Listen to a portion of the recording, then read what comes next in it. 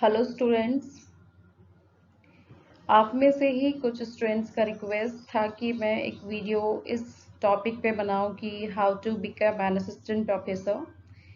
तो आज का जो हमारा वीडियो है ये हम इसी टॉपिक पे डिस्कस करेंगे कि असिस्टेंट प्रोफेसर बनने का जो सफ़र है या फिर जो प्रोसेस है वो क्या कैसे शुरू होता है और क्या प्रोसेस होता है। तो आइए शुरू करते हैं। तो friends, I am Rashmi, N assistant professor of NAS Techi college Meerut. और आज के इस वीडियो में मैं आपके साथ असिस्टेंट प्रोफेसर बनने के लिए कौन सी डिग्रियां या फिर कौन से एग्ज़ाम क्लियर करना होता है वही मैं आपके साथ डिस्कस करूँगी।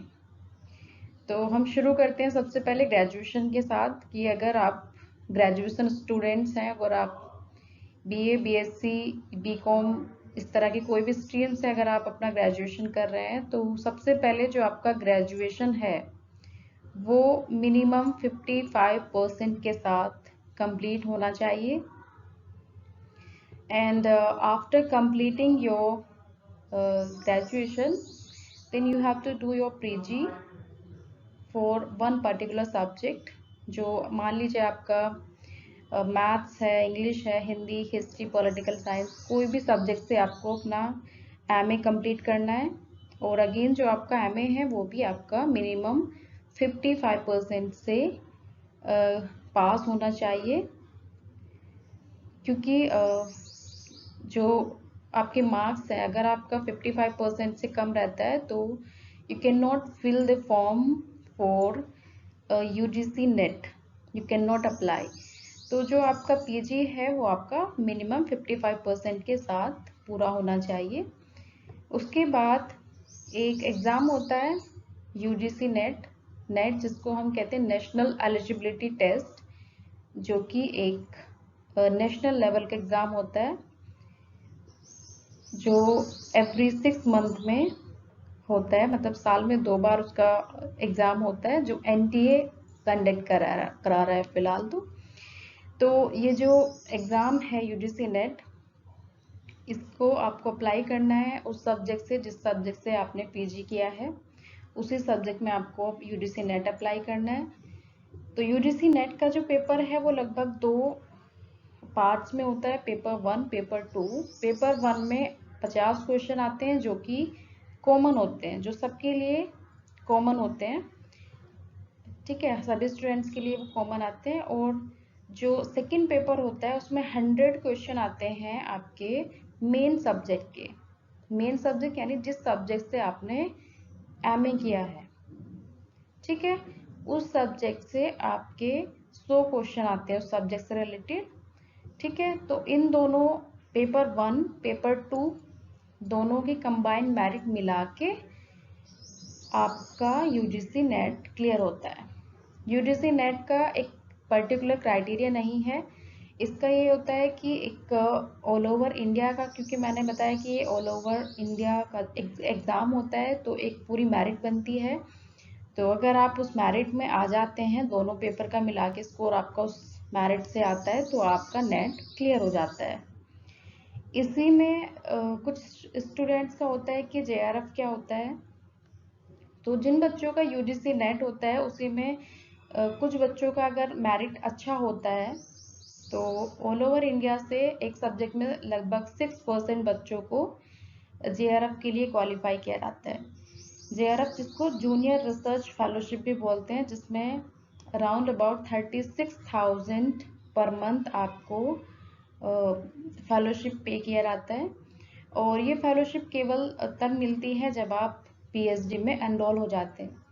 तो रिसर्च वर्क में एनरोल होने के बाद अगले 5 इयर्स की ड्यूरेशन के लिए आपको ये JRF मिलता है, जिसमें एक सर्टेन अमाउंट जो 36,000 मंथली आपको सेंट्रल गवर्नमेंट पे करता है। तो ये हुआ JRF का। लेकिन हम बात कर रहे हैं एक असिस्टेंट प्रोफेसर बनने के लिए मिनिमम क्वालिफिकेशन क्या होनी चाहिए। तो असिस्टेंट प्रोफेसर बनने के लिए JRF और नेट दोनों का लगभग एक ही इक्वल मीनिंग है कि अगर आपका JRF है तो भी आप एलिजिबल हैं, और अगर आपका नेट है तो भी आप असिस्टेंट प्रोफेसर बनने के लिए एलिजिबल है।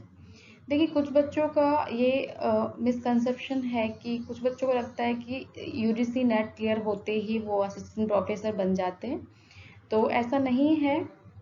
जो नेट एग्ज़ाम है वो केवल एक एलिजिबिलिटी टेस्ट होता है, जिसको क्लियर करने के बाद आप ऑल ओवर इंडिया में कहीं पे भी अगर वैकेंसी आती है, कहीं पे भी अगर असिस्टेंट प्रोफेसर की वैकेंसीज निकलती हैं, तो आप वहाँ पे अप्लाई कर सकते हैं। आप अप्लाई करने के लिए एलिजिबल हो जाते हैं। तो जो नेट है वो केवल एक एलिजिबिलिटी टेस्ट है, ठीक है। आफ्टर यू कंप्लीटिंग और आफ्टर क्वालिफाइंग नेट, जब वैकेंसीज आती हैं असिस्टेंट प्रोफेसर की, तो आपने जिस सब्जेक्ट से पीजी किया है या जिस सब्जेक्ट से आपने नेट क्लियर किया है, उसी सब्जेक्ट में आप असिस्टेंट प्रोफेसर बनने के लिए अप्लाई करते हैं।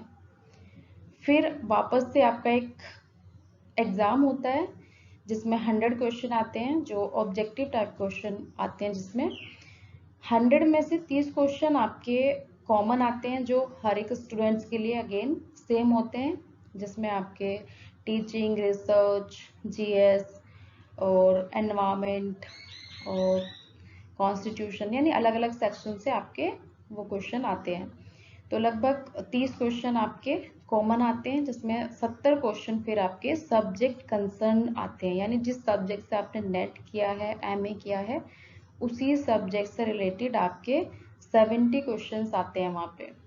तो 70 + 30 टोटल 100 क्वेश्चन का एक एग्ज़ाम होता है, जिसमें अच्छा स्कोर करने के बाद जब आप मेरिट में आ जाते हैं तो आपको इंटरव्यू के लिए कॉल किया जाता है। यानी ये 2 स्टेप्स में एग्ज़ाम होता है, first written, second is interview. तो सेकेंड स्टेप इंटरव्यू के लिए आपको कॉल होता है। इंटरव्यू 30 नंबर का होता है, जिसमें से अगर आपको अच्छे मार्क्स मिल जाते हैं और आपका रिटन अगर अच्छा है, तो दोनों की मेरिट बना के, यानी दोनों के मार्क्स मिला के एक मेरिट बनता है, जिसके बाद आप असिस्टेंट प्रोफेसर बनने के लिए सेलेक्ट हो जाते हैं, ठीक है। तो कहने का ये है कि अगर आपको असिस्टेंट प्रोफेसर बनना है तो सबसे पहले अपना यूजी करिए, जो कम से कम 55% से हो। पीजी करिए अगेन, जो कि कम से कम 55% से पूरा हो। फिर आप अपना यूजीसी नेट एग्ज़ाम करिए, जो भी आपका यूजीसी नेट पेपर है जब वो क्लियर हो जाएगा, तो आप जहाँ पे भी असिस्टेंट प्रोफेसर की वैकेंसीज आती हैं, आप अप्लाई करिए, रिटन एग्ज़ाम दीजिए, इंटरव्यू दीजिए, और रिटन एग्ज़ाम और इंटरव्यू दोनों की मेरिट बना के आपको फाइनली असिस्टेंट प्रोफेसर बनने के लिए सेलेक्ट किया जाता है, ठीक है। तो ये एक सिंपल सा, मतलब कहने के लिए बहुत सिंपल सा एक प्रोसेस है, but because it is too time consuming, बहुत मतलब लंबा समय इसमें चला जाता है। इसी के साथ कुछ बच्चों का पीएचडी को लेके भी होता है कि क्या पीएचडी जो कैंडिडेट होते हैं वो असिस्टेंट प्रोफेसर बन जाते हैं। देखिए ऐसा कोई डायरेक्ट अभी प्रोसेस नहीं है कि अगर आप पीएचडी हैं और आपका नेट क्लियर नहीं है तो आप असिस्टेंट प्रोफेसर बन जाएंगे, नहीं। असिस्टेंट प्रोफेसर बनने के लिए आपको नेट तो क्वालिफाई करना ही है। हाँ, पीएचडी का ये होता है कि अगर आपका असिस्टेंट प्रोफेसर बनने से पहले आपका पीएचडी है तो वो आपको प्रमोशन में काफ़ी हेल्प करता है, लेकिन पीएचडी आप असिस्टेंट प्रोफेसर बनने के बाद भी कर सकते हैं। इसका बहुत ज़्यादा इफेक्ट आपका असिस्टेंट प्रोफेसर बनने पे नहीं पड़ता है, ठीक है। तो जैसे आपका एमए हो जाता है, उसके बाद अगर आपको पीएचडी करना है तो पीएचडी के लिए एक एंट्रेंस टेस्ट होता है, आप उसको क्लियर करिए और पीएचडी कर लीजिए। या फिर अगर आपका यूजीसी नेट क्लियर है तो आप एंट्रेंस से एग्जम्प्टेड हो जाते हैं, फिर आपका डायरेक्ट इंटरव्यू के बेस पे एडमिशन हो जाता है पीएचडी के लिए। तो ये पीएचडी करने का प्रोसेस है, लेकिन इसका असिस्टेंट प्रोफेसर बनने से कोई ज़्यादा इफेक्ट इसका नहीं है। तो मेन चीज़ ये है कि आपको सबसे पहले अपना यूजी करना है, फिर पीजी करना है, फिर आपको नेट करना है, और उसके बाद आपका जहाँ भी वैकेंसी आती है आप वहाँ अप्लाई करिए, उसका रिटन एग्ज़ाम दीजिए, रिटन एग्ज़ाम में अच्छा स्कोर करिए, फिर आपका जो भी इंटरव्यू है उसमें अच्छा स्कोर करिए, दोनों की मेरिट बना के फाइनली आपको सेलेक्ट किया जाता है अकॉर्डिंग टू वैकेंसीज, ठीक है। ठीक है, तो ये एक प्रोसेस है। तो आई होप कि आपको बहुत सारे जो डाउट्स हैं, कुछ स्टूडेंट्स के काफ़ी डाउट्स थे लेके असिस्टेंट प्रोफेसर को, तो वो आई होप कि क्लियर हो गए होंगे। And I wish you all the very best to all of you who are going to be an assistant professor, और जो भी सोच रहे हैं कि उनको आगे टीचिंग लाइन में जाना है, असिस्टेंट प्रोफेसर बनना है, तो उन सबको मेरी बहुत सारी शुभकामनाएं। और आप सब बहुत अच्छे से पढ़िए, तैयारी करते रहिए, और एग्ज़ाम से रिलेटेड या फिर कोई भी किसी भी तरह की आपकी कोई क्वेरी है, कोई क्वेश्चन है, तो you can write down in the comment box. And बस मैं यही कहूँगी कि आप सब अच्छे से लगे रहिए, मेहनत करते रहिए, एंड थैंक यू।